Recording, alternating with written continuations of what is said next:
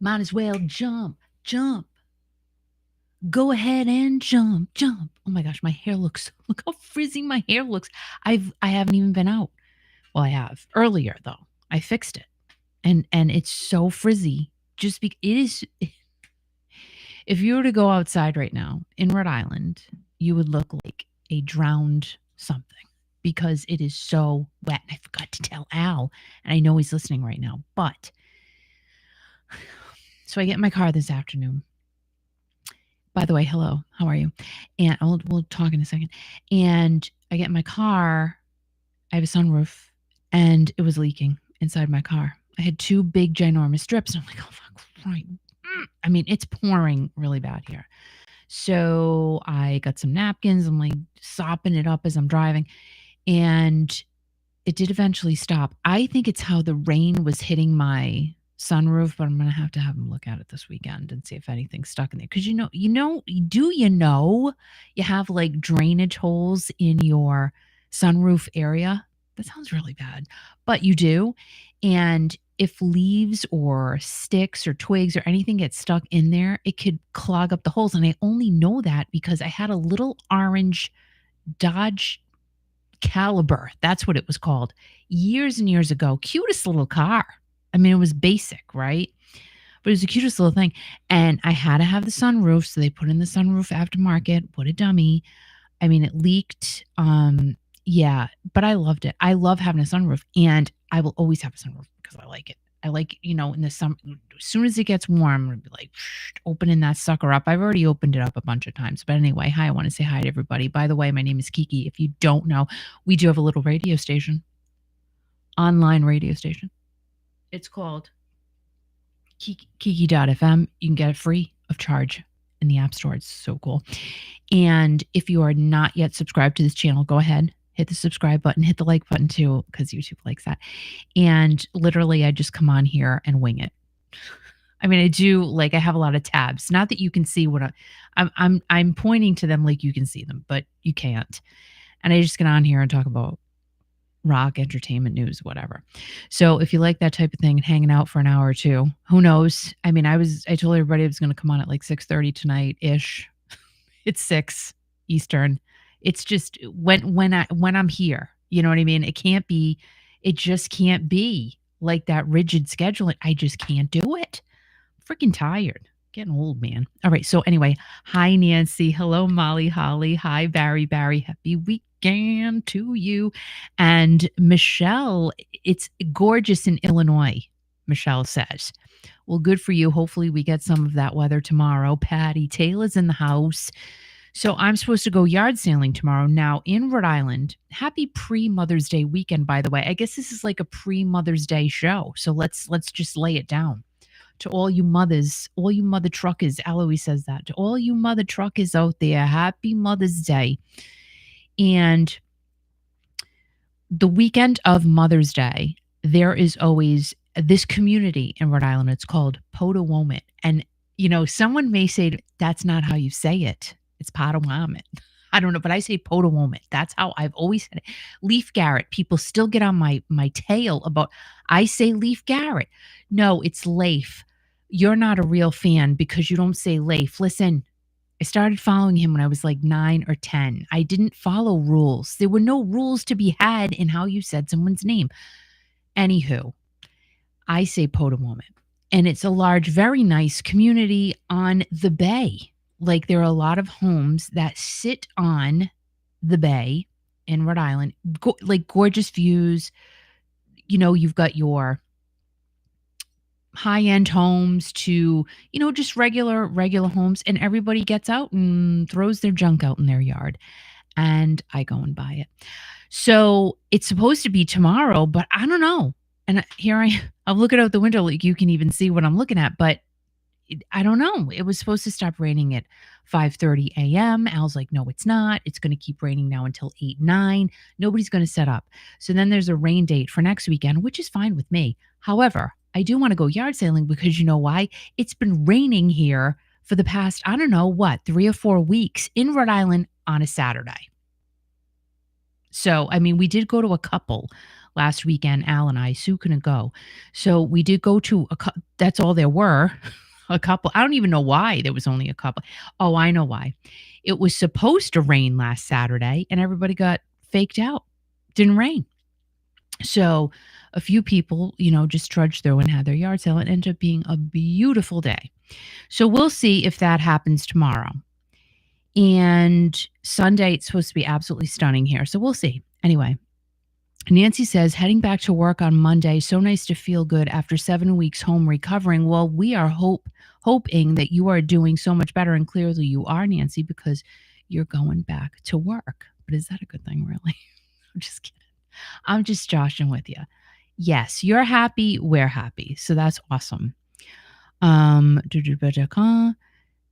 Oh my gosh, Patty Taylor. She got an early Mother's Day gift, a new grandson born on the 6th. Well, congratulations to the Taylor family. You guys are so sweet. And that is fabulous. Amazing news. Congratulations. Congratulations. And Barry says, happy Mother's Day, Eve, to all that it applies to. Thank you, Barry. That's awesome. And glad you guys are here. Just don't know. What's going to happen, when it's going to happen, who's going to show up, but we're here for it. We are here. I hope that all of you are having a great week, had a great week. It's the weekend. It's not long enough, though. I will tell you that. The weekend should be 3 days. Well, we have a 3-day weekend coming up, Memorial Day weekend. Can you guys believe it? It's like literally almost the middle of May. When did that happen? I don't know. I really don't. Al's actually getting himself a pizza right now. And he goes, do you want something? I said, no, because I've been very good, not eating like bread and stuff like that and just eating salads. It kills me. I just want a bucket of fries. I just want really good, crispy, greasy fries drenched in shredded cheese, mozzarella cheese, sharp cheddar cheese, and dip them in barbecue sauce. That's all I want. But I've been really good. Am I losing weight? I lost a couple of pounds, kids. That's it. My body is just not having it. I'm trying so freaking hard. It sucks. This aging. Can I just tell you, it's dumb. Because a lot of people, I love being old. I love being in my 60-year-old skin. I love being old and alone. Why? Why do you like being old and alone? What? Those don't go together. I was listening to this video this morning. Why? I don't know. But this woman did a whole video on why it's awesome to be old and alone. Stop. That is not a real, that should not be a thing. You should not be happy about being old and alone. What if something happens? See, this is what I think about. What if something happens? You're on the floor, you can't get up. I've fallen, I can't get up. And nobody's going to know because you're old and alone. You're all by yourself. You've backed yourself into a corner. You're all alone. You just got the mice, some insects. Well, who they got? They can't call 911. Their fingers aren't big enough. So it's just, what do you do? I don't want to be old. I don't want to be old, okay? But then you put the alone part next to it. I don't want that. Who wants that? Dumb. Barry, thanks for the imaginary fries. I like it. Molly Holly says, that's crazy. I agree. I didn't understand. Can I just tell you? Here on the tube, there are lots of videos like that. Because you watch one, and I couldn't even listen to the whole thing. I was like, this is crazy. But you watch one, then they all pop up. And like so many people really are happy about being alone. Why? Just explain it to me, because I like people. I mean, when people are not nice, that's another story. But I like being around people. Let's see. Help is on the way, Mrs. Fletcher. That's funny. And Michelle says, try pink Himalayan salt trick. Well, what is that? Tell me what that is.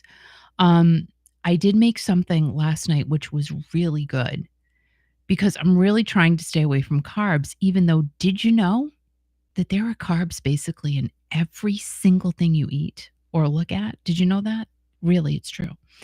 So I just took some shredded cheese. I put it in my frying pan. I melted it. I flipped it over and it was crispy cheese. And I put some barbecue sauce on it because I love barbecue sauce. I know, I can't help it. And it did the trick for me.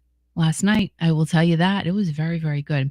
All right, guys. So thank you so much for being here. Let's go ahead and let's just get into everything we have to talk about because now I wasn't on last week.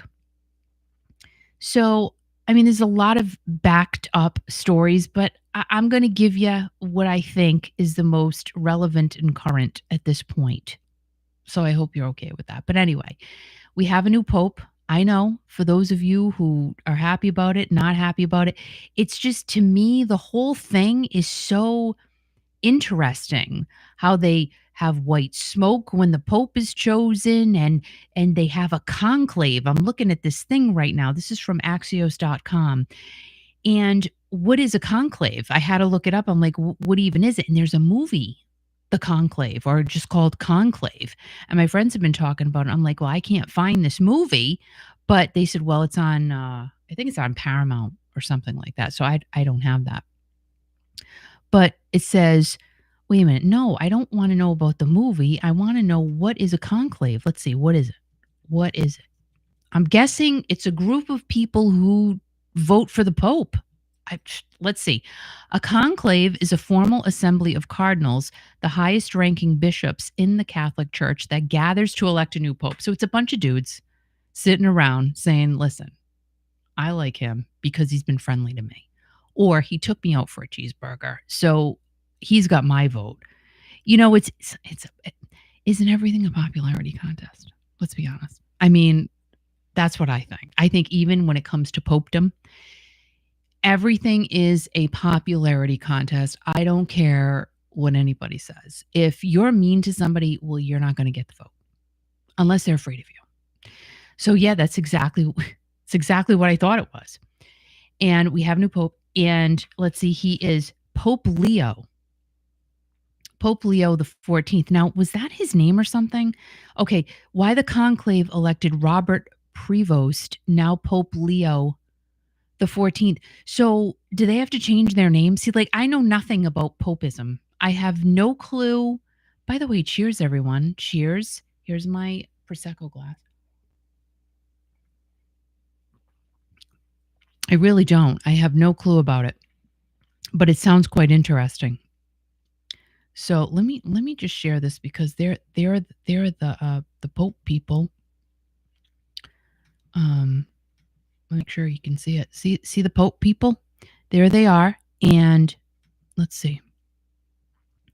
So they're there with their nice white robes on and their pointy triangular hats, which, you know, do they get dirty? And who washes them? Like, they look, I bet you if you do a load of laundry, like just one robe, you could probably put in the washing machine, unless you have an extra large loader. I don't know, but you probably can't put it in the washing machine. Maybe that's against the rules. I don't know. Maybe they have special people wash the robes. I'm not sure. So let's see. The Vatican's veil of secrecy is beginning to lift, but they already lifted it. So they had 133 cardinals from around the world who chose Robert Prevost, and I hope I'm saying that correctly. He's now Pope Leo the 14th. But how did he choose his name? Like, why is he Leo? Why is his name Leo? If his name's Robert, couldn't he be Pope Robert? I don't know. Like, is Leo a saint or something? I don't know, and I'm sorry, but I just don't know the whole thing. So it says, let's see. Oh my God. See, I don't know. I don't even know these words, what they mean. The big picture, Prevost benefited from being the least American of the U.S. Cardinals, from being an acolyte of Pope Francis's, but not a photocopy, and from his reputation as a good listener, see, popularity, and quietly effective administrator, his fellow cardinals revealed on Friday. See, they liked him. They're like, we like Robert. So we're going to choose him. And he's the first American pope ever. Because they're all Italian, right? Is that how that goes? This is terrible. I sound like such an idiot. But I don't know. I tell you guys all the time, I don't know everything. I don't. Who knows everything? Nobody knows everything. So let's see. Prevost was hardly mentioned in pre-conclave media coverage and was a non-factor in the betting market. So people didn't even think that Robert was going to become the Pope.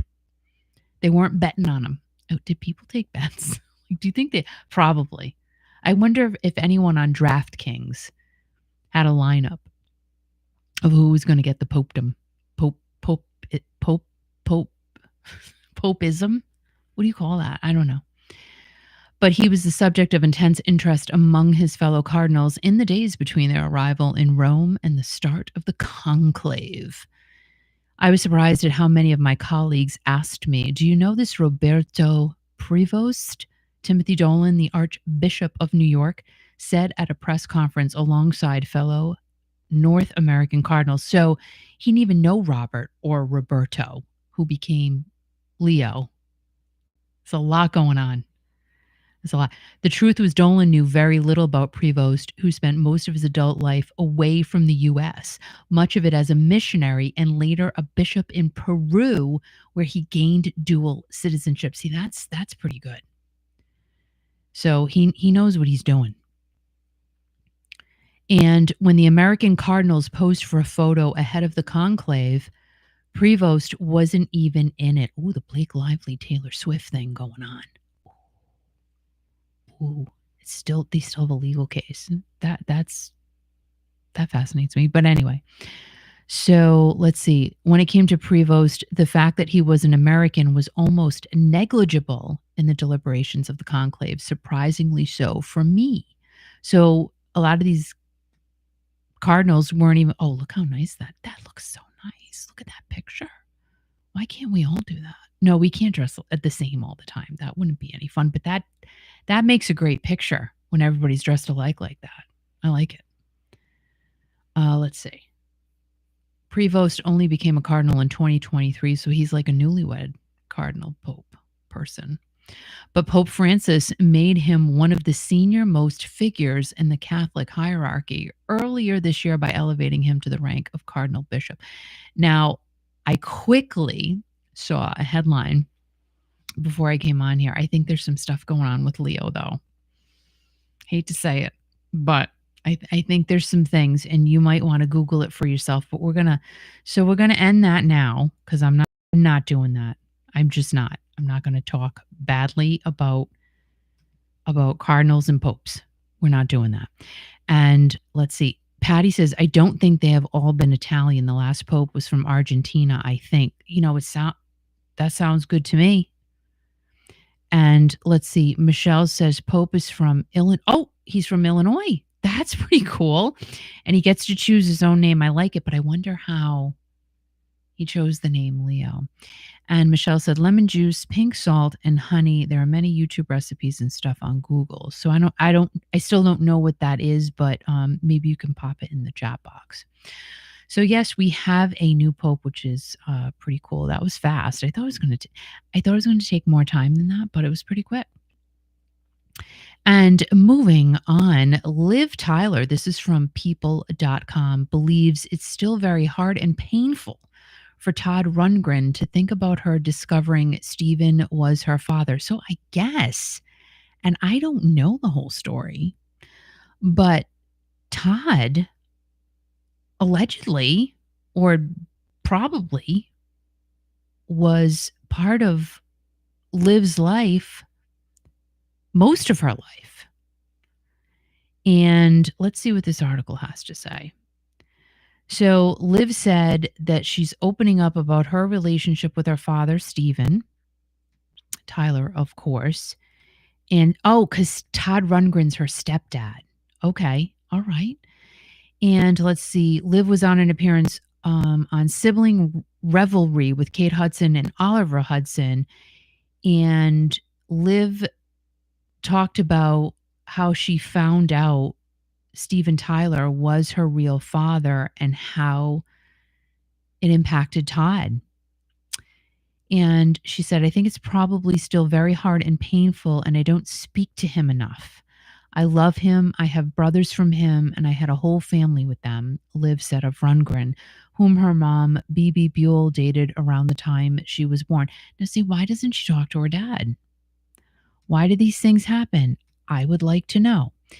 And Liv also said he took care of me as if he was a dad. Well, he basically was then. If he raised you and he loved you and he was there for everything that you did, basically he is your dad. Not was, he is your dad.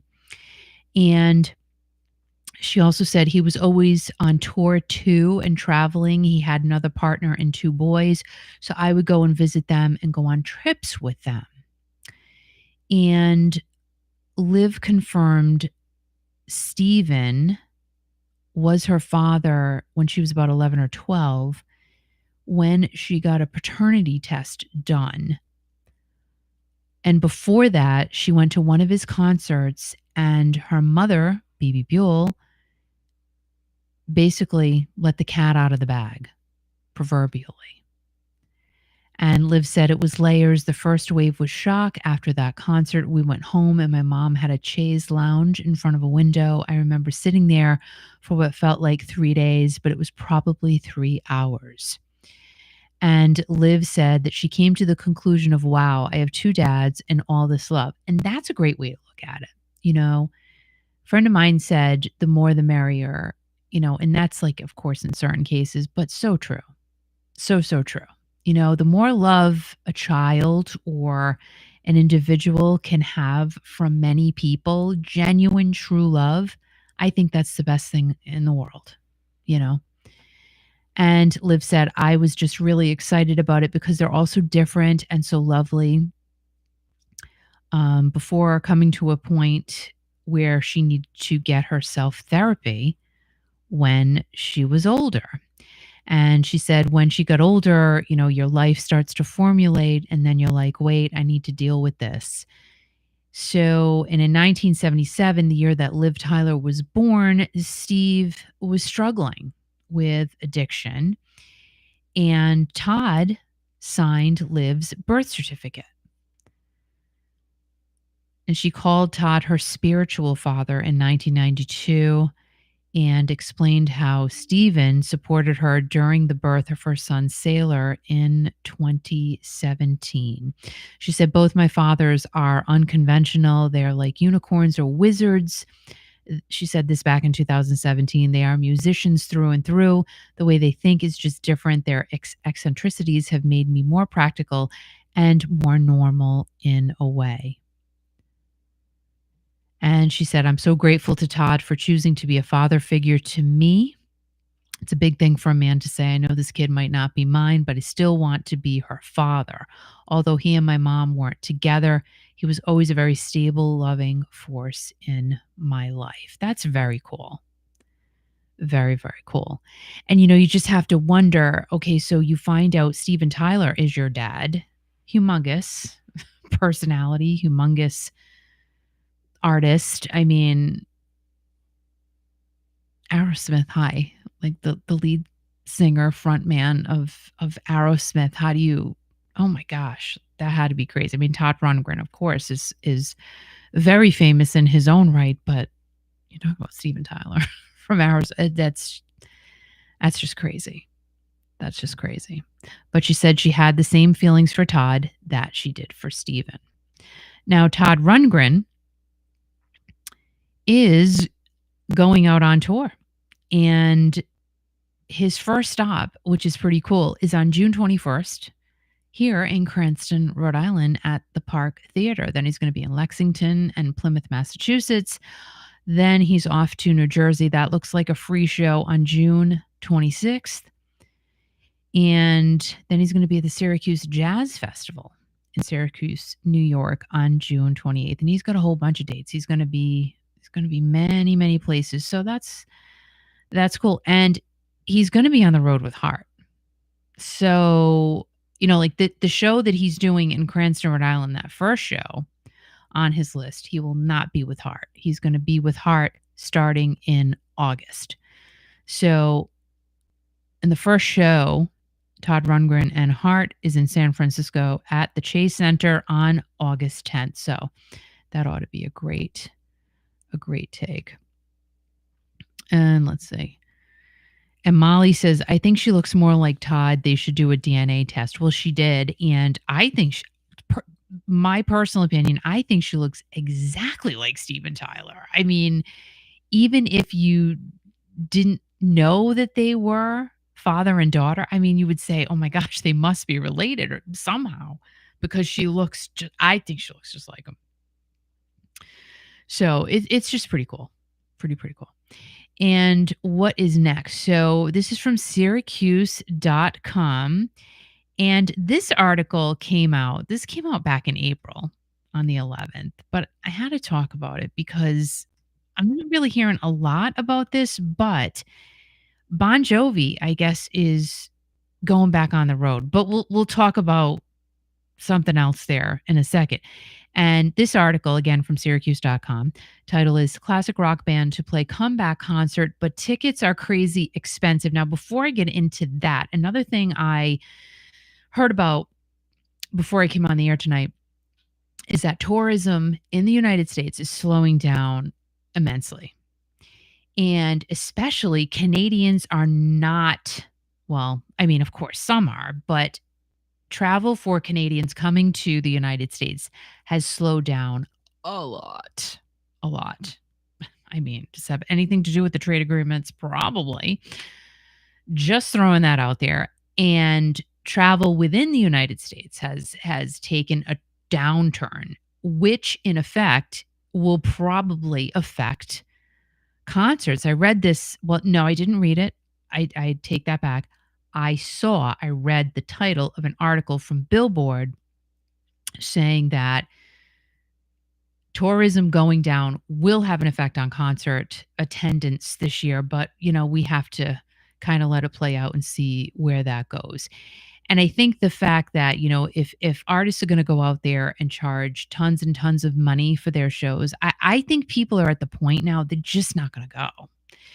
If they go, they'll do their best to get the cheap seat and be happy with it and just go and have a great time.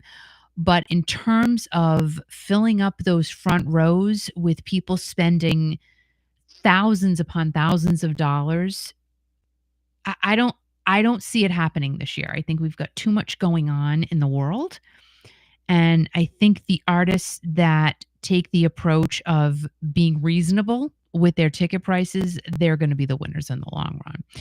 So this article says a classic rock band is set to play a comeback concert, but you might need a second mortgage to attend. I think that's insane.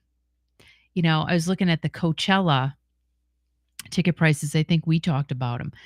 And look what a show that ended up being.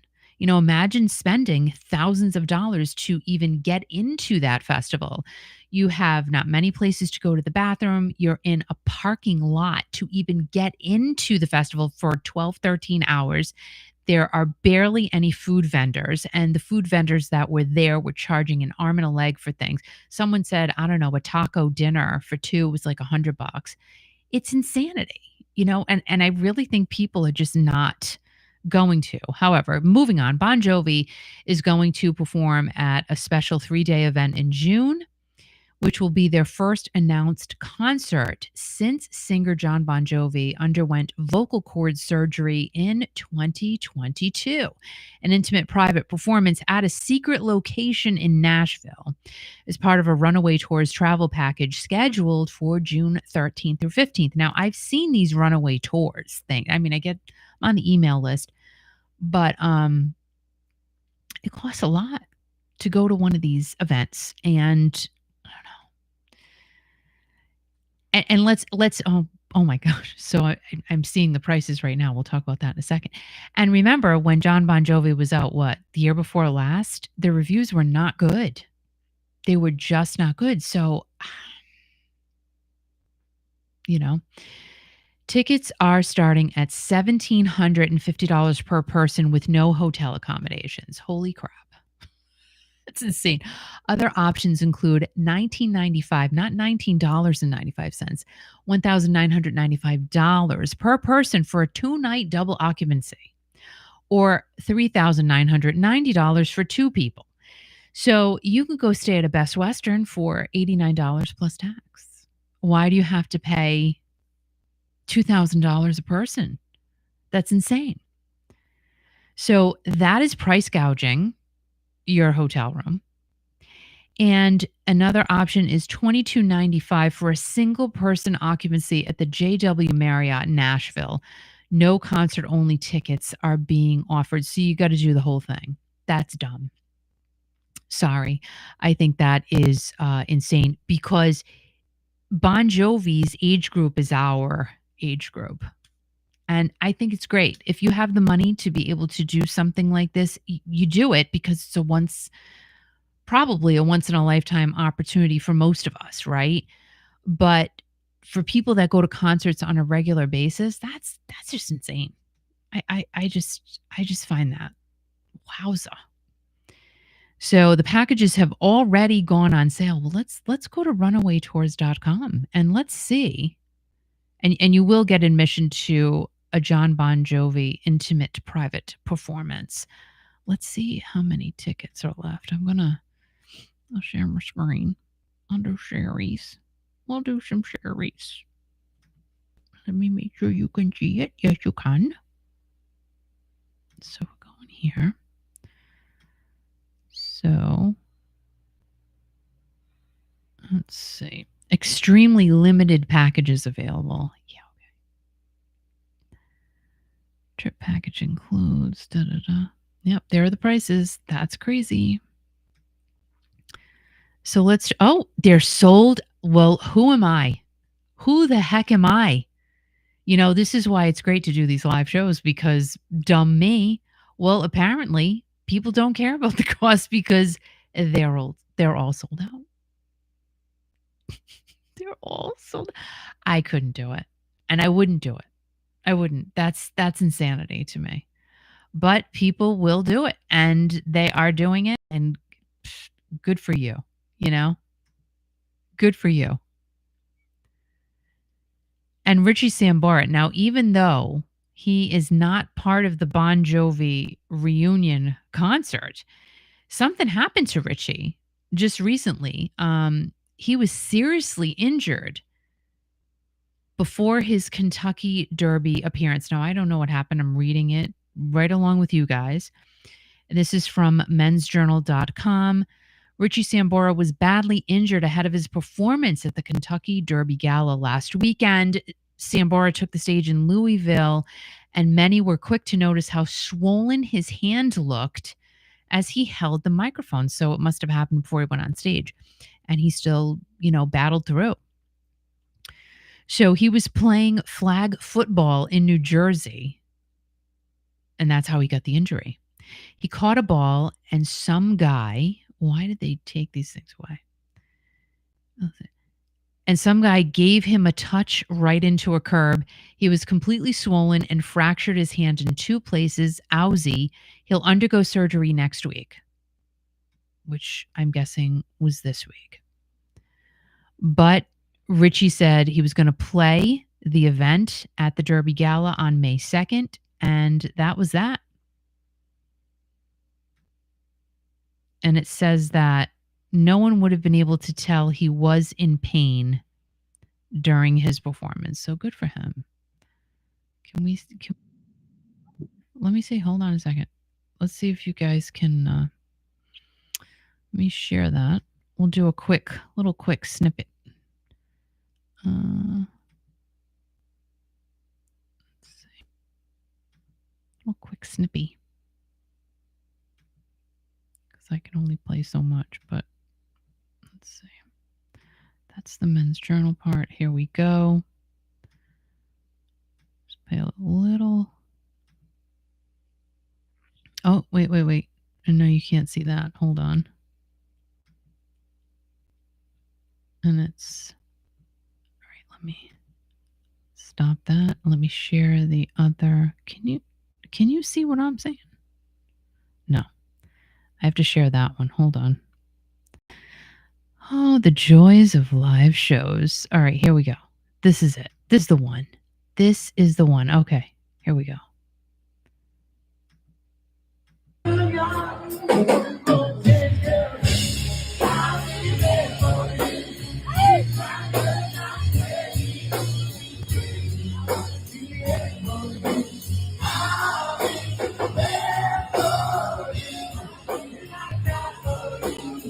He's so cute. Is he not cute? He's adorbs.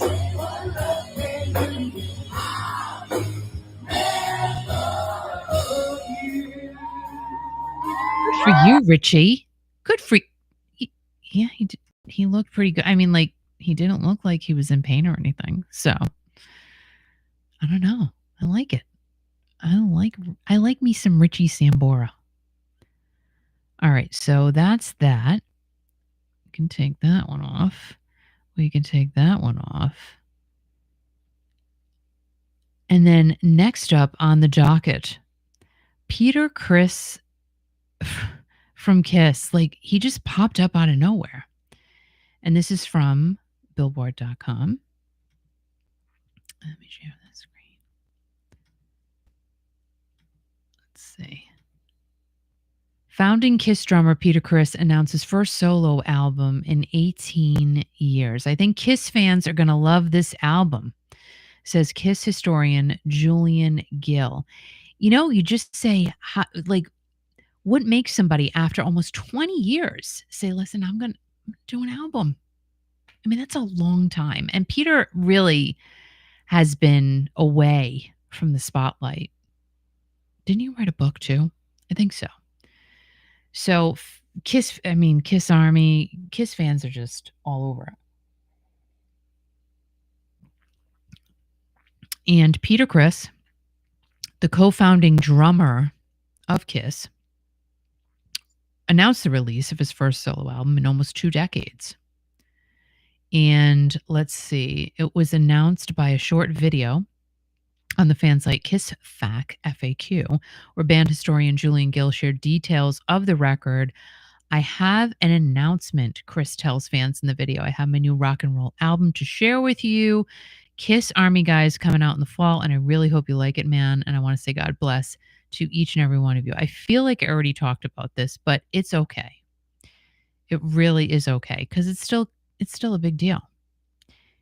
And let's see. The record is a hard rock kick-ass album that features the production work of Barry Pointer, while Criss is joined by guitarists, yeah, we talked about this, John Five and Mike McLaughlin, bassist Billy Sheehan and Matthew Montgomery, and pianist Paul Schaefer. And I asked the question, is it Paul Schaefer from David Letterman? I don't know. And the record also features the talents of backing vocalists Dennis and Sharon Collins and Catherine Manning. So I was honored to listen to this album at Peter's studio with him last night. It was absolutely amazing to hear this new music had skill. It was vibrant and powerful. That is, just being, a Kiss fan and being able to go to Peter Criss's studio and listen to a private session of the album before anybody else hears it. That in itself is insanity.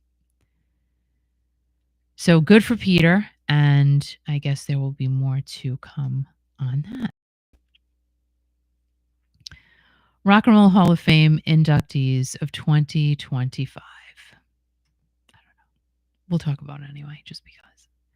So this is from usatoday.com. Let's see who's on the list here.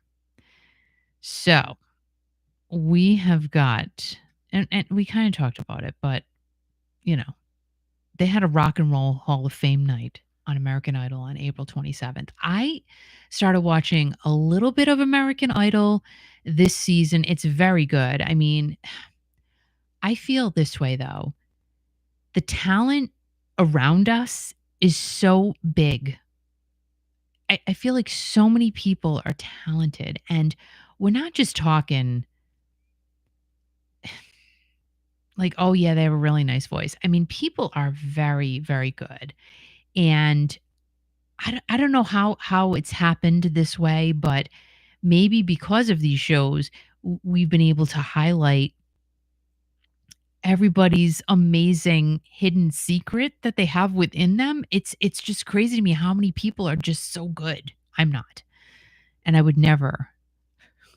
I sing here for a second, and it's like, oh my gosh, I'm ridiculous. But anyway, so Bad Company, Chubby Checker, Joe Cocker, the late Joe Cocker, Cyndi Lauper, Outkast, Soundgarden, The White Stripes.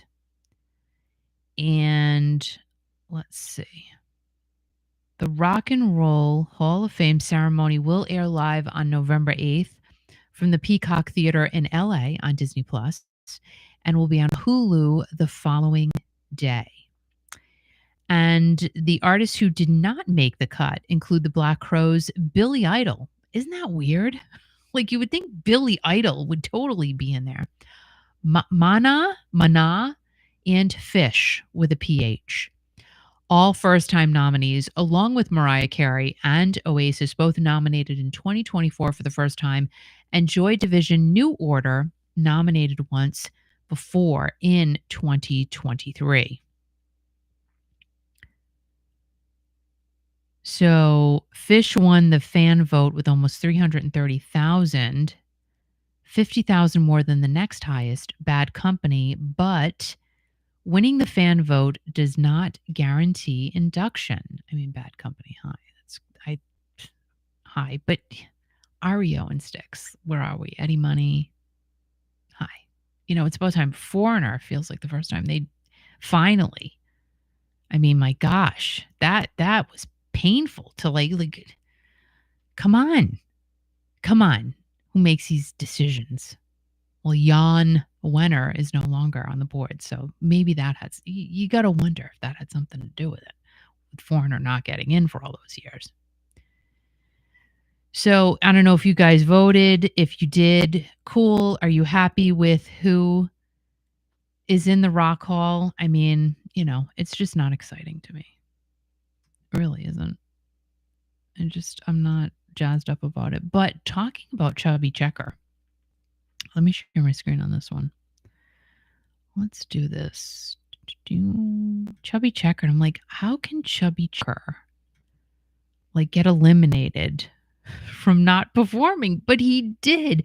Chubby Checker will not be at the Great New York State Fair. Here's why. This is from cnycentral.com. Like, what? Why would you not let Chubby Checker play at your fair? It's not fair. It's just not. The New York State Fair released a statement saying the fair considers Chubby to be an integral part of the fair family and has been honored to host him several times.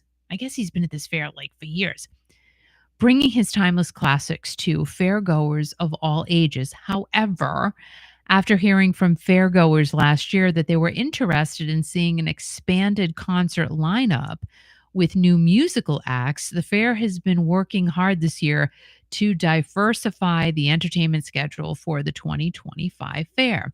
We wish we could bring in all of our favorites every year, but are excited to introduce some new musical acts to the fairgrounds this summer. Now, in that case, with that being said, it's true. Like, there's a fair near us. It is the Woodstock Fair in Woodstock, Connecticut. That's where I met Steve Argeri and John Payne and Lee Evans and Roberta and Alex. Like, that is crazy, right? And we're still friends. I know. People still like us after all that time. And it's a nice fair. You know, it's sweet. You walk around. I mean, it's hot, but that's the fun of it, right? Except for when you're all wet. Like when you're sweating and you're wet and you smell, it's just bad. But anyway, so it's still a fun fair. And I love going to that one every year. I do make it a point to go. But I can see where people say, listen, you know, you gotta mix it up. We don't want to see the same acts year after year after year, because it just gets to the point where we already know what his set list is. We know what he's going to do. We know what he sounds like. Get somebody new. I do get that. But I guess Chubby has been going to this for a really long time. And it says, let's see, his manager, Shelley Field, said, while Chubby plays many fairs around the country, including a few in New York State, the Great New York State Fair was always special to him, and he looked forward to returning. Chubby loves New York State and loves performing at fairs. She also said he goes into the audience, engaging with the crowd, dancing with fans, and bringing them up on the stage to do the twist. Come on, baby. Let's do the twist. Ooh, pop. Come on, baby.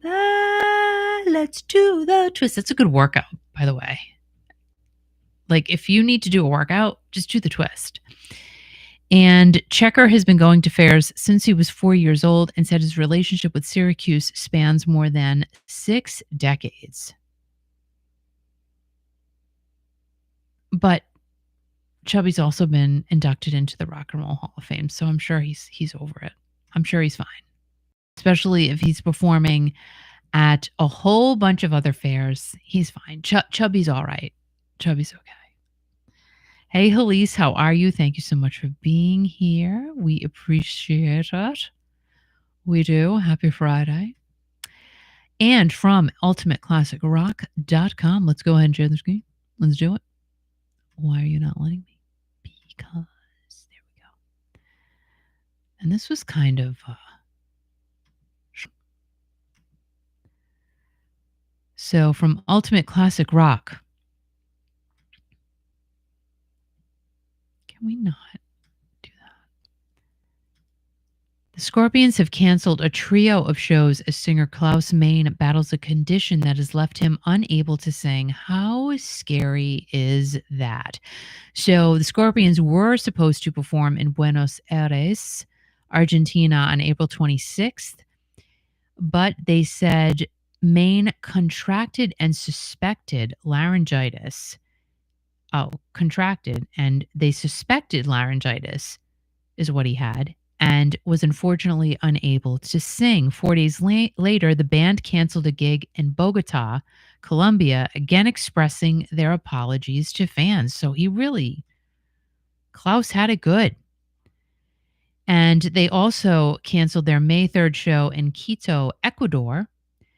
The band said that the 76-year-old vocalist has still not recovered from the virus that forced the recent Buenos Aires and Bogota cancellations for Scorpions, and was diagnosed with a bacterial bronchitis, which caused this, unfortunately, inability to sing. And that's scary. That's scary. But let's face it, right? When you've got the flu or, sore throat or whatever, do you really feel like doing that? Like, if you were a singer, would you really feel like it? No, absolutely not. You want to go to bed. You want to lay down. You want to go to sleep. You want to watch Netflix. You want to do nothing because you feel like caca. So, I mean, it's good he's taking a break, or he took a break. Let's see. They had 2 dates remaining, May 6th and May 8th. And oh my goodness, Aguascalientes and Puebla, Mexico. Did they perform? I don't know. Then the Scorpions has a month off before resuming their tour in Europe for a leg that runs to the end of July. They're not scheduled for U.S. performances until August. So did the Scorpions play May 6th and May 8th? Let's look it up. Let's see.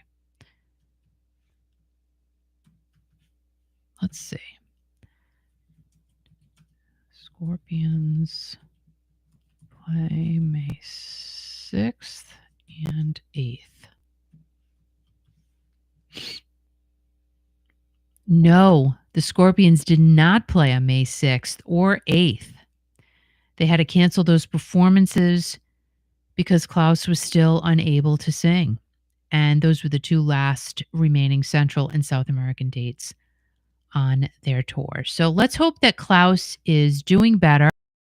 And, the fact that they have a month off is great, because he can definitely recover, rest, watch Netflix, do whatever he wants to do, stay in bed, drink tea with honey, and have his honey sit with him and read him a book or something. I don't know.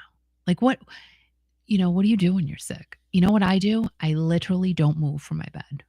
I just stay there for 3 days. Usually I'm a good 3-dayer, and I hate to even be saying this right now because I don't want to get sick, but I'm a good, to call it safe, 4 days. I need to just get well.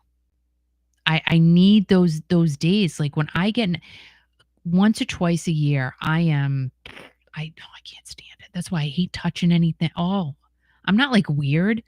I'm not a terrible germaphobe, but oh my gosh, when I go to the store, hand sanitizer before I go in, hand sanitizer when I come out. I don't want to get sick because I hate being sick. I feel it's a waste of time. Who wants to be sick? Because when you're sick, you can't do anything. And then it's like, I can't even get anything accomplished because I'm sick. So I don't like it. The Rolling Stones. Now, I don't know. I have heard nothing but great things about the Rolling Stones shows. Nothing. Everything's been positive. Like, oh my gosh, Mick Jagger. Oh, look at him. He's great. I mean, Keith Richards. Like Keith Richards is Keith Richards. He's Keith Richards. He's just always going to look like that, right? But he's still doing his thing. They're still doing their thing. Ronnie Woods, and I mean, they're just.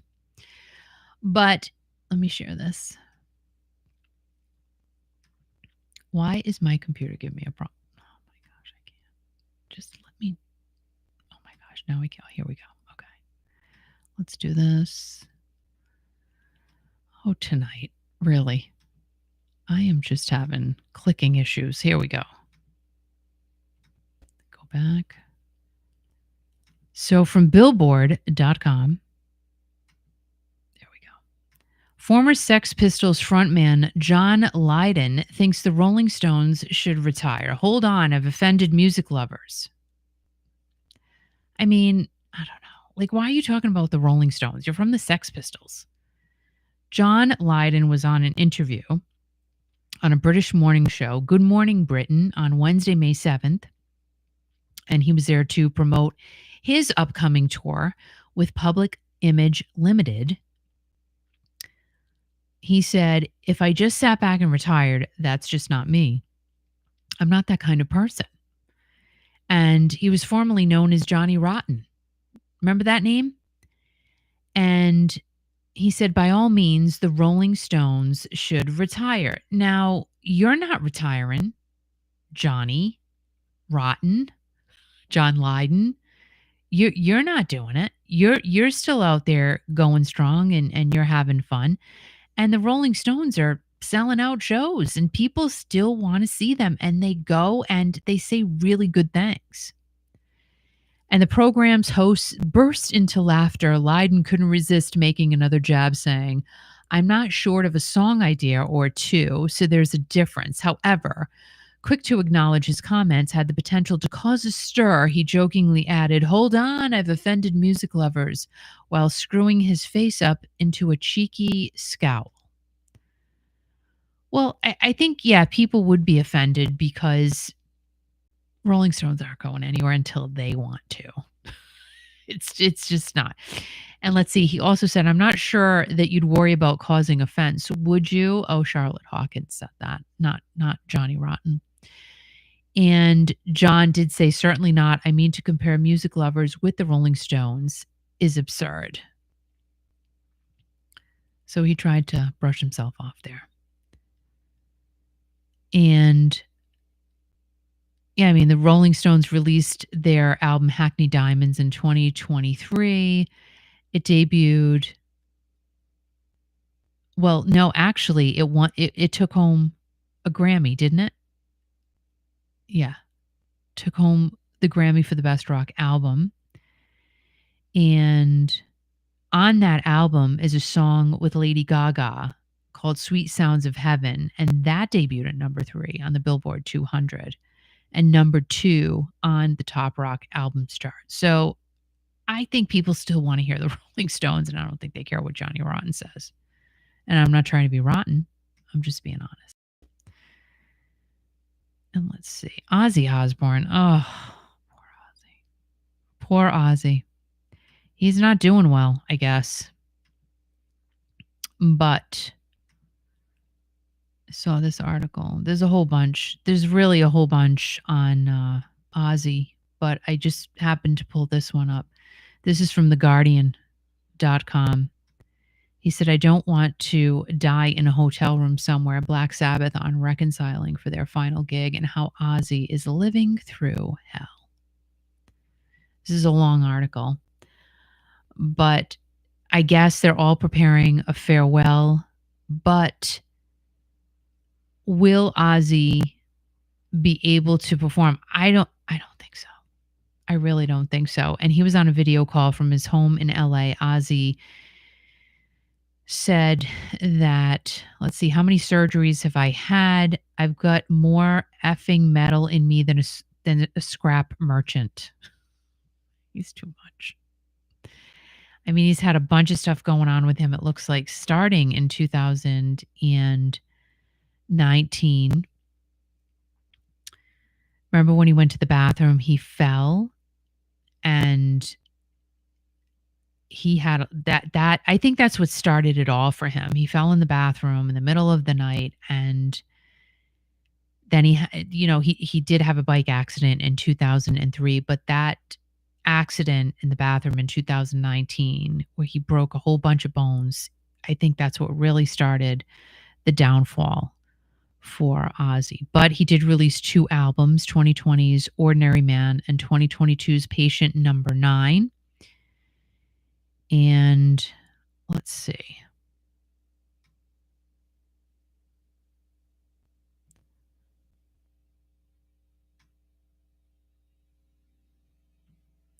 Sharon had the idea to stage a farewell show for charity in Ozzy's hometown of Birmingham, not only featuring the original lineup of Black Sabbath, but other artists as well. And let's see. Ozzy said that everyone started to jump on board because why wouldn't you? That's like an iconic moment for many, many people. The lineup for the gig is genuinely extraordinary. Metallica, Guns N' Roses, Slayer, Pantera, Alice in Chains, Anthrax, Mastodon, Tool, members of Judas Priest, Limp Bizkit, Smashing Pumpkins, Red Hot Chili Peppers, on and on and on. And the bill is growing more and more all the time. And let's see, Soundgarden and Steven Tyler of Aerosmith are the latest additions. Wow. And there are some surprises for the show, but I could swear I read something that Ozzy was not going to be able to perform, but let's see. I thought I read something. Is he performing? That he's just in too much pain. Let's see. Ozzy performing. Well, they've got May 30th, June 5th, in Denmark and Norway. That doesn't make sense. Let's see. Okay, so I guess he is. This is from Blabbermouth. Ozzy Osbourne. Can you guys, I don't know if you can still see this. Let's see. Yeah, you can. Okay, good. So Ozzy promises to do his best at his final concert, but admits he may be sitting down while performing. People don't care. They don't care if he's sitting. I mean, the fact that he's there, I think is going to, be the big deal in itself. So his last announced his last ever performance. He announced it on February 5th, talking about the original members of Black Sabbath returning for the first time in 20 years for the show. And the concert will be called Back to the Beginning, which will take place on July 5th at Villa Park in Birmingham, the UK. And like I said, there's going to be a whole bunch of people there, a whole bunch of great artists and performers. And Ozzy has not played a full show since late 2018 before undergoing extensive spinal surgery and revealing he had been diagnosed with Parkinson's disease. And Ozzy said, I'll be there and I'll do the best I can. So all I can do is turn up. And Ozzy also went on to say, you wake up the next morning and find that something else has gone wrong. You begin to think it is never going to end. And he said that Sharon came up with the whole idea of the final show. Ozzy said, I do weights, bike riding. I've got a guy living at my house who's working with me. It's tough. I've been laid up for such a long time. I've been lying on my back doing nothing. And the first thing to go is your strength. It's like starting all over again. I've got a vocal coach coming around 4 days a week to keep my voice going. I have problems walking. I also get blood pressure issues from blood clots in my legs. Oh my gosh. And he said, I'm used to doing 2 hours on stage, jumping and running around. I don't think I'll be doing much jumping or running around this time. I may be sitting down. And he said, "We're only playing a couple of songs each. I don't want people thinking we're getting ripped off because it's just going to be, what's the word? A sample. You're going to get a few songs each by Ozzy and Sabbath." So Sharon did say back in February, she told The Sun that his voice is as good as ever, but he's having trouble walking. And of course, Ozzy just wants to get back to the stage, wants to get back to his fans. And I'm sure he's being able to do this final show. And getting on to Aerosmith, Steven Tyler and Joe Perry did a show. And this is from, again, the Men's Journal. They got some good articles this week, I guess. So Steven and Joe reunited for a benefit concert for Janie's Fund in San Francisco. And this is the first time they have played together since 2023. And it was a surprise. I guess it had not been announced they were going to be doing that. Remember, Steven fractured his larynx and he has not been able to sing. And Joe put on his Instagram, "Brothers in Arms Back Together." He put that out there on his Instagram on May 2nd. And Steven said, "Damn, we look good." They do look good. And fans, of course, started saying, "Well, will Aerosmith do one more tour?" Someone said, "Come on, boys, one more farewell tour, even if only a select few dates. Y'all were dialed in and sounded great before the cancellation.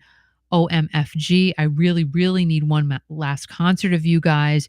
You guys look fabulous. More music, please." And, really, honestly, if it was only a few shows, I think people would be happy with that. And look at them. Look at them. They do look pretty dang good. I love Steven Tyler.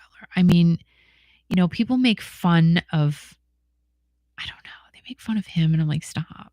Don't make fun of Steven Tyler. He's just cool.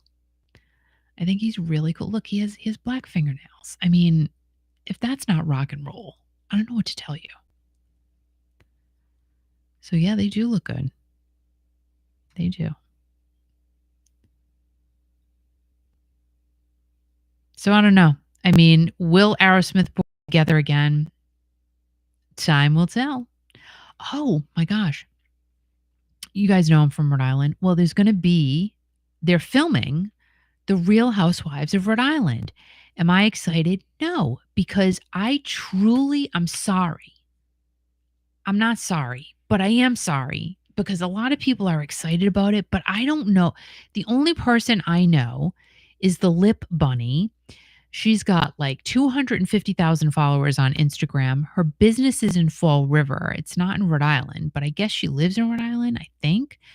And that's the only person I know on the cast. I don't know her. I just know of her.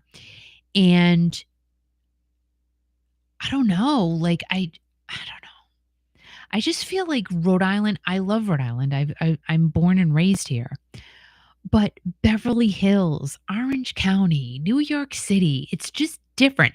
Now, if you guys remember, there was a Real Housewives of Washington, D.C. Raise your hand if you remember that one, or if you even care, or if you watched it. I did. Someone's wife is on that. And it lasted, I don't know, one season, two. It was just boring because Washington, D.C., you think politics. It's just not interesting. And I'm not saying that to be mean. I'm just saying it's because of the aura, right? And I think the Real Housewives are I think the franchise is on its last legs, to be quite honest, because it's just not what it used to be. I mean, it really used to be a reality show.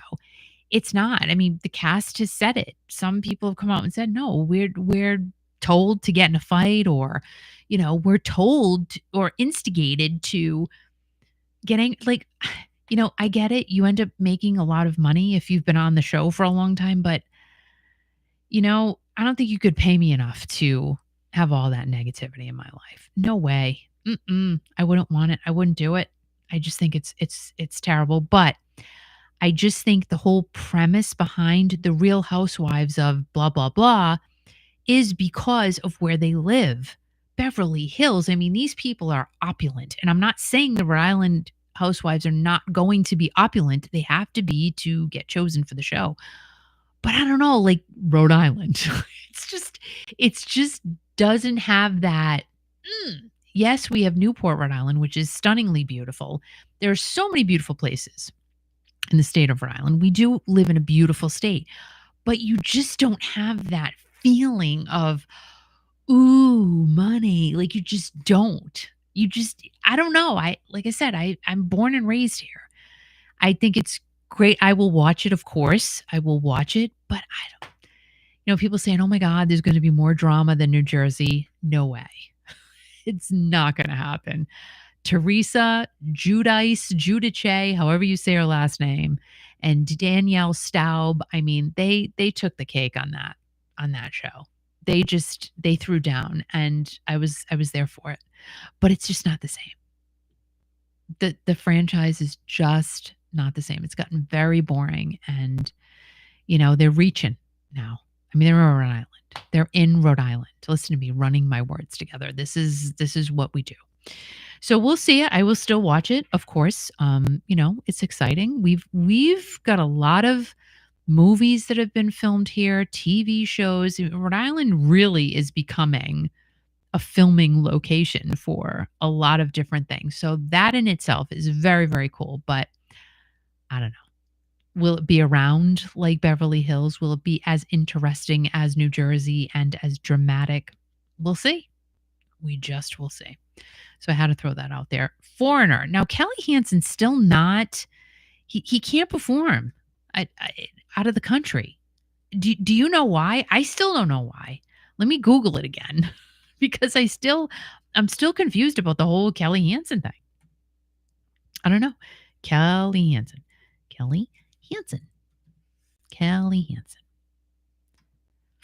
Let's see. Yeah, there's really nothing about I've already looked up things and no one says anything.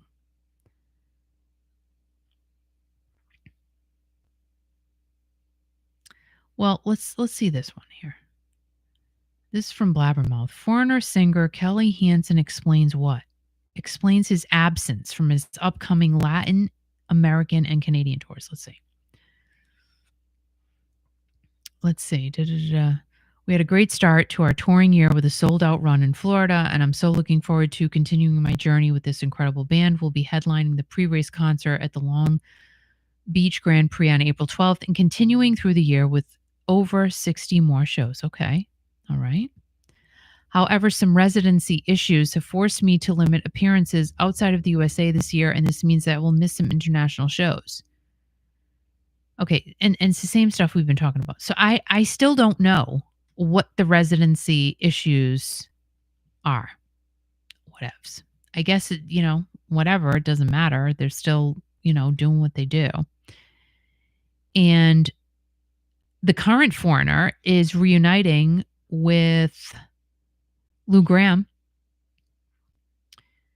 The world premiere of Feels Like the First Time, the Foreigner musical, will take place April 17th through the 26th of 2026 at Long Island University, directed by Adam Pascal, the inaugural artist in residence at LIU. Pascal has previously directed such Broadway hits as Ada, Cabaret, Chicago, and Rent. So that's good.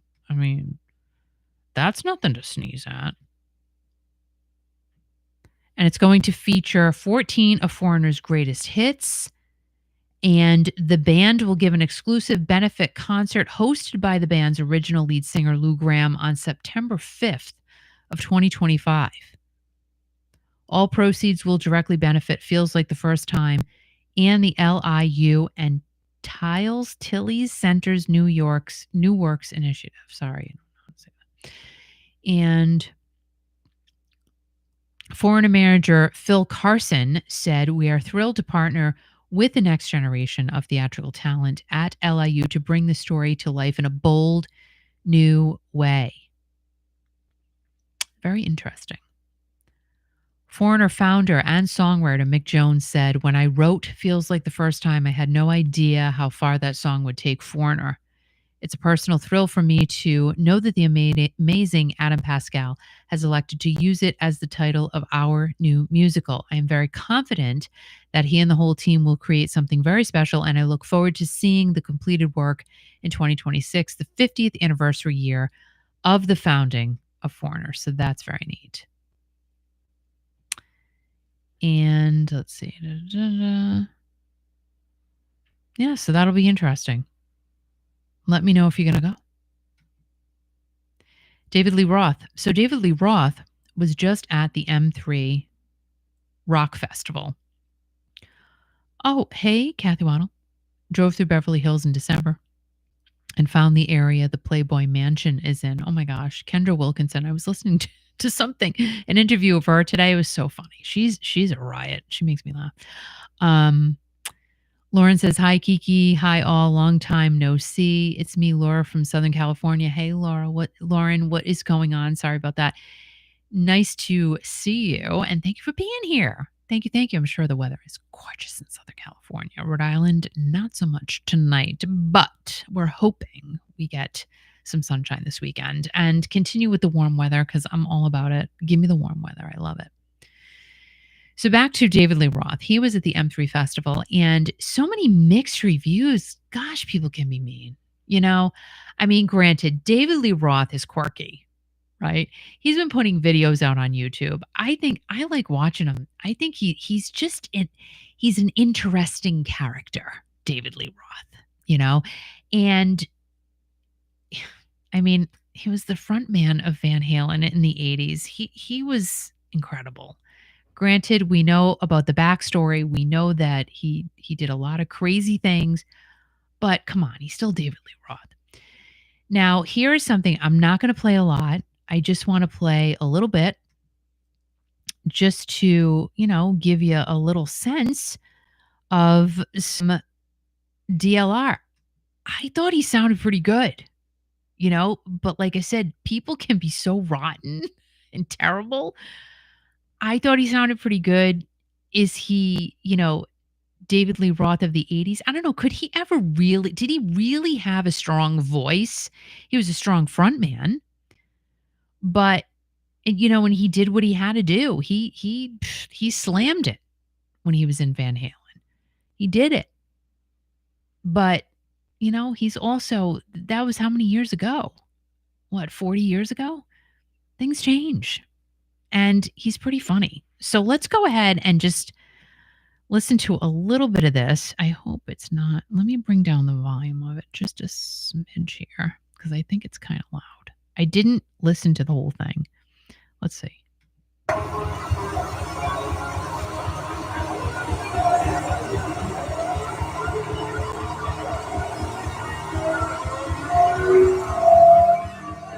Ooh, we got some feedback going on. Can you hear me out there?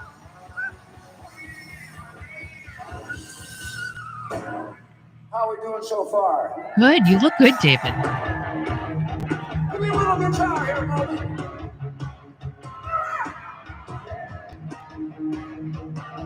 Thank you, Mario DS64. Go ahead and subscribe to his channel.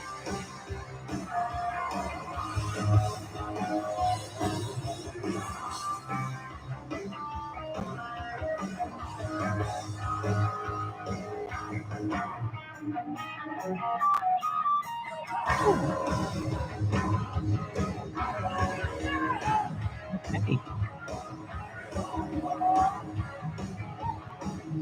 Still got the moves though, David. What's that sound?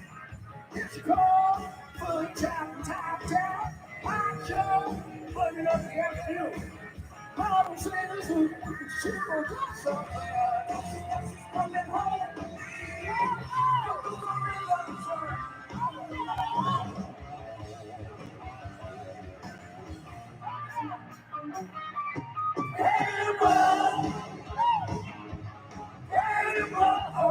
All right, I don't want to get in trouble. I probably already will, but That's not bad. I mean, like, what do you want? What do you want from DLR? Right? I mean, Laura says he really does look good. I think so. And I think that's part of it. I think if you look good and you're still out there doing this stuff, yay for you. Right there, you got half the battle down because people don't want to look at something bad. They just don't. They want to look at something prettiful. You know what I'm saying? And he's got the prettiful look. He's got it going on. He's still moving around. Is his voice on point? Whatevs.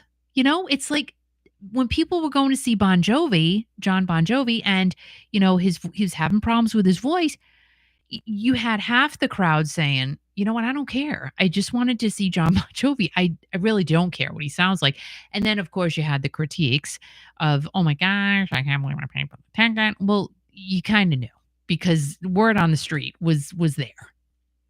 Everybody was talking about it, how bad his voice was at that time. Not to say anything bad against John, but it was out there. So you still bought the ticket, knowing the fact that it wasn't great. So yeah, the voice has changed a little bit. We all of our voices. Gosh, I sound nothing like I did when I was 18. I don't even know what's happened to my voice. I can't even tell you like where it's gone. Al, forget it. I've listened to tapes of Al, and he sounds like a little munchkin back in the day. And then his voice got really deep, and now it's like kind of medium deep, but we go through these changes. That's what happens, right? I mean, I don't like wearing high heels anymore. My feet have turned into, like I said, amphibians. I don't know what's happened. We change. That's my point basically. So let's see if we can a little bit like when he's talking. Let's see. Drop down live. Let's see if he's just talking. Like, is there any just talking? Everybody wants some. Yeah. All right, let's hear a little bit of Jump, just a smidge. Let's see.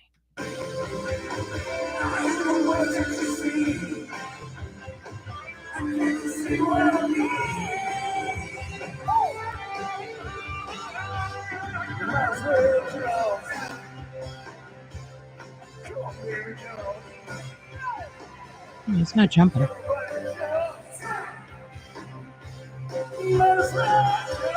Okay.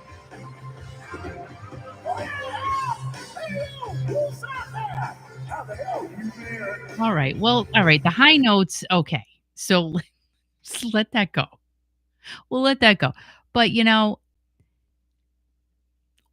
Now, David is actually going on tour. Now, can we play that?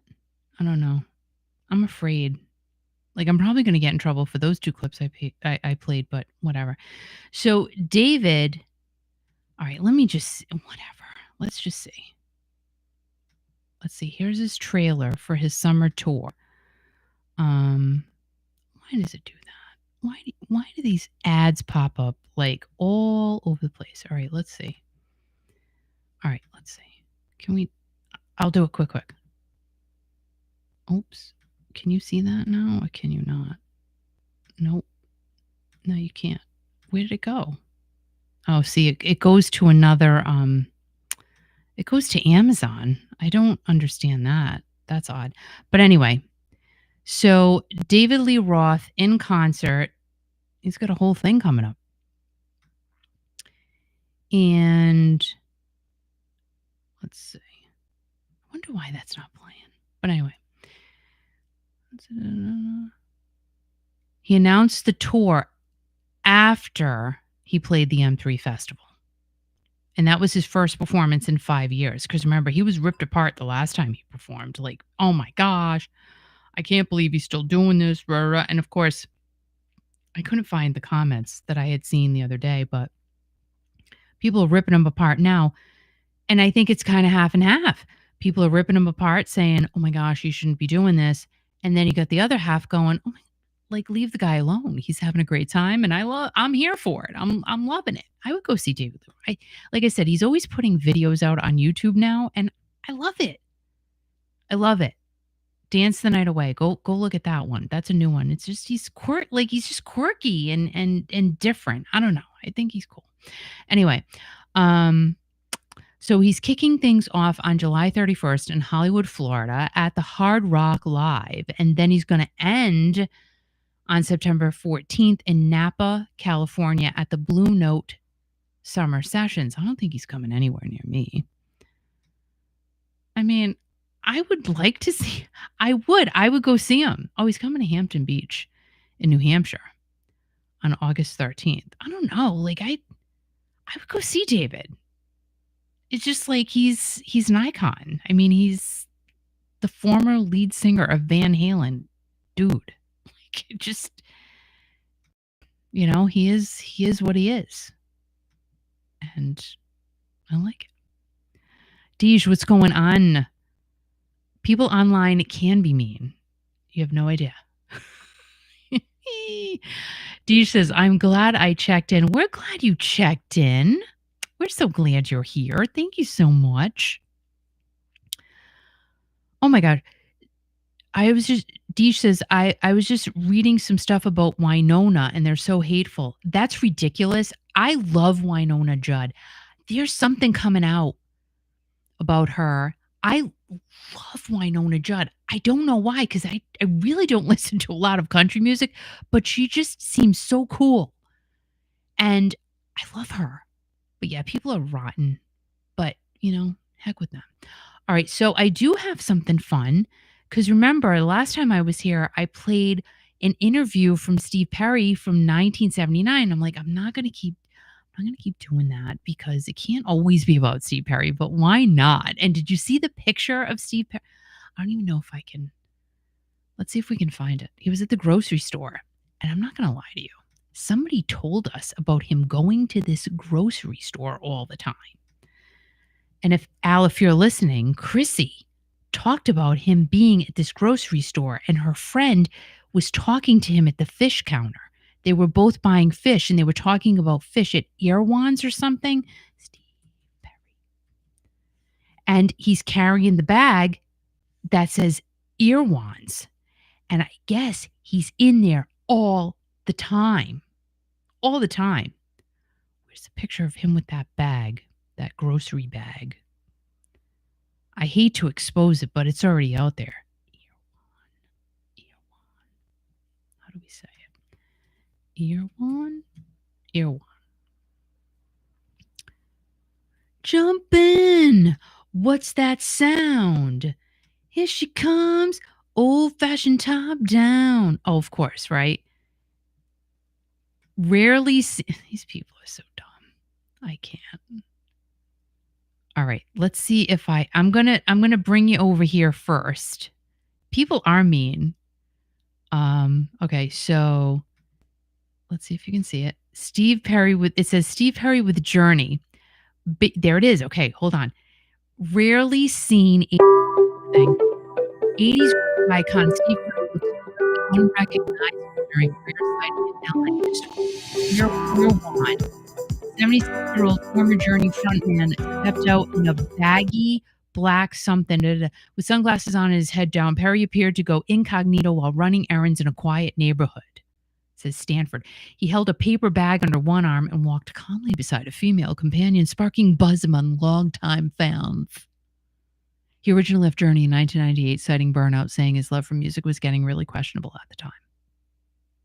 Steve quit Journey for the second time back in 1998 due to personal reasons. And that's it. That's all we got. But Erewhon. So here it is. Oh, can we stop it? So there it is. Erewhon. If you ever go to Erewhon in LA, just stand by the fish counter. See if Steve Perry shows up. Imagine that. Like, can you imagine? And so this person that we talked to a couple of months ago, she said he goes to the store all the time. And I'm like, yeah, okay. And here it is. Then this picture comes out. But like, what would you do?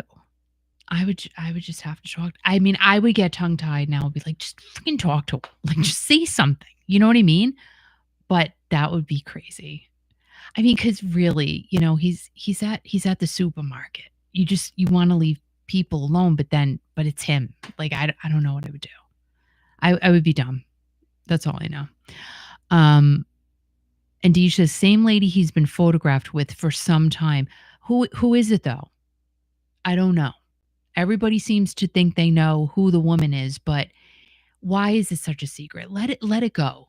You know, it's like gas. When you hold it in, it hurts. I would just let people know who she is because people want to know. They just want to know, and I want to know if I'm going yard sailing tomorrow. Has Sue texted me? I got to look for 1 second. I don't think she has. I don't think she's texted me. I think she thinks it's raining. I'm going to go. Anyway, I'm going because I need to go. All right, so let's see. So here's this interview I pulled up, and it's 10 minutes long. I'm probably not going to play the whole thing. Okay, we'll play a few minutes of it, but this is from the Neil Schon fan page, which I didn't even know. I got to subscribe to it, but it has 410,000 views from 12 years ago. What? So let's go ahead and let's do a little looky look at this little interview from 1981/1982. Can y'all see it? Oh, I got to do this. I gotta do that. All right, so let's do that. We'll make it bigger. Can you see me still? Hi, there I am. Hello. Hi. All right, so here we go. When I was 10, I started playing, and when I turned 12, I think I heard Cream. See how his voice has changed? He does not sound like that anymore. He doesn't. You know, Wheels of Fire or something like that, and Jimi Hendrix, and I was just like, the guitar was just talking to me. I used to get in a trance listening to Clapton play, you know, those live tapes. So I was like 15, and Eric Clapton was one of my biggest guitar idols at that time that I had listened to learn how to play. And in the meantime, he had joined the Santana organization as a production and sound technician. And in the process, he had worked his way up in their organization where towards the end of his term with them, he was actually aiding in the managing of the group. In the process, he got to know Neil Schon and Greg Raleigh, who were with Santana until 1972. See, now Ross says Neil Schon, and that's what I was saying for the longest time, Neil Schon. People like, no, it's Schon. Ross, who was in the band with Neil, says it the way I used to say it, but then I was ripped a new one so many times about how I pronounce Neil's name. So what is it? Schon or Schon? Schon. So there's Ross, but let's get to the meat and potatoes here. All right, because we know what we're looking for. Let's just do it. Let's go right to him. There he is. I sent him a tape, and Herbie liked it, phoned me back, sent me to Denver, Colorado, and that's where I wrote some tunes with Neil on the Infinity album before I knew that I was recording Infinity. Right. So went real fast. And that's what inspired us to ask him to come up and join us on the road, not as a performer, but to take extra time to see how things were possible for songwriting and singing. I was hanging out on the last leg of the ELP Journey tour, but they were playing and I was not. I was in the wings, hanging out. From Infinity on, I look at it as the second half. I think it's a more complete group. It's a more versatile group now because we have the vocal capability as well. Yeah, you do. With the advent of Jonathan Cain, that helped that move, come to its own. Because look at that counter. It's like it's an old VHS recorder device, like that weighed 500 pounds. That's probably filming this thing. The band knew it had to do something. We had done what we had taken that sound as far as we could, all the way up to Departure, and did our live album, and still doing the same stuff basically. And then we had to make a sound change, otherwise you'd dry up and blow away or something, I think musically, though, we're really starting to stretch out. I feel like with the last album with Jonathan, like the doors just, sort of open. We have, a different chemistry now just within this last year. I mean, one person can change the chemistry in a band dramatically. Right? Up, you got someone that's taking you to the airport and someone's flying you once you get to the airport, and then the other end you got the same thing picking you up. You never get to drive anywhere. So when I get home, sometimes I think I know how to drive and I've lost my chops. And I get on the freeway and it can be pretty squirrely. We have nice hotel room accommodations, and everyone is very cooperative to helping us. And we're at a position where transportation is no problem for any of us, so it's not a problem for me. If we were driving around in a van and staying in Motel 6, it might be a problem. But right now, no, it isn't a problem. There's just a feeling of being home. It's home that you just can't even explain. It's just something you miss, because you're in a hotel every night, a different hotel, a different bed, and different pillows, and different everything. After a while, it can become a little bit of a drag. But once you get out, you get used to it. I think you get callous to it, sort of. Interesting. This album, I collaborated with Jay on all the lyrics. And I must admit, it's been a very, very fun improvement. We just got a flow going. You write a song, and it just was so easy. Steve had a line, I had a line. Doesn't sound like that. We collaborated on the next line, and it was just something that wasn't it was just happening, flowing. Jonathan Cain had Open Arms written the music for it already. I think he had that written for a couple of years or longer, and he had submitted it to a few groups he was in, and everybody kind of thought it was too cheeky, was his words, And Steve and I were talking over at the office one day just about women and about relationships and about love and marriage. It was one of those kind of weird days, and so he said, "Why don't you come over to the house? We'll write." So I played him this song on the piano, and he fell in love with it immediately. And he says, "Why don't we just finish it?" And I said, "Okay, let's go ahead and finish it." So Wow. I thought it was a great song. I don't care what they said. I talked him into working on it, and so he had the music and the melody basically all done. All we needed really was to come up with the lyrical content, and I changed the melody very little. When I finally ended up singing it to adapt it to myself. And the lyrical content came together pretty quick one afternoon in my house with this little piano.